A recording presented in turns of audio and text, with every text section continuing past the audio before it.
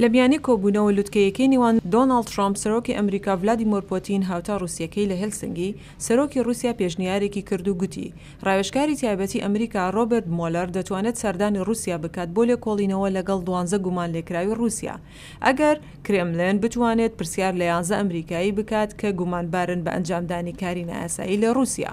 ئامانجی سەرەکی مۆسکۆ بێڵ براودەری وەبەرهێنەرە کە لە لەندەن نیشتەجیە و نەیاری کرێملێنە.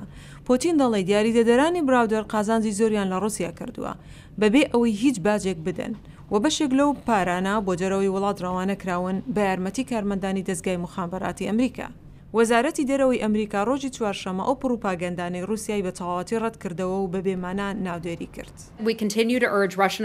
ئێمە بەردەوام دەبین لەوەی داوا لە دەسەڵاتدارانی رووسیا بکەین کە لەگەڵ وەزارەتی دەرەوەی ئەمریکا بکەن بۆ بەدواداچوون بە دوای ئەوانەی هەستاون بۆ فرتیفێڵەی رووسیا ئاماژەی بۆ دەکات نەک تەنیا بەڕێز براودەر بکرێتە ئامانج بەڵکو دەبێت کۆمپانیاکەی و هاوڵاتیانی رووسیاش بگرێتەوە.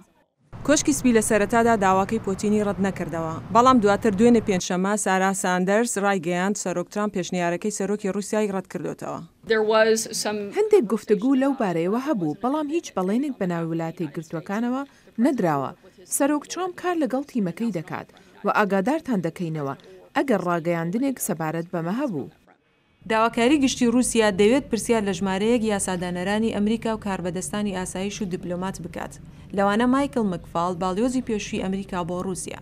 مایکل مکفال داوا لە کۆشکی سپی کرد بە توندی ئەم داوای رووسیا سەرزەنوش بکات و بە داوایەکی بێمانە لە پۆتین ناودێری کرد و تەنانەت بەر لە کۆبوونەوەکەی هێلسنگی نیگەرانی خۆی لە بەرامبەر هەڵوێستی سەرۆک ترامپ لە ئاستی رووسیا نیشاند.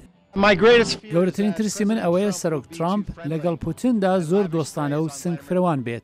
ڕۆژی چوارشەممە ترامپ ئەم ڕەخنانەی ڕەت کردەوە.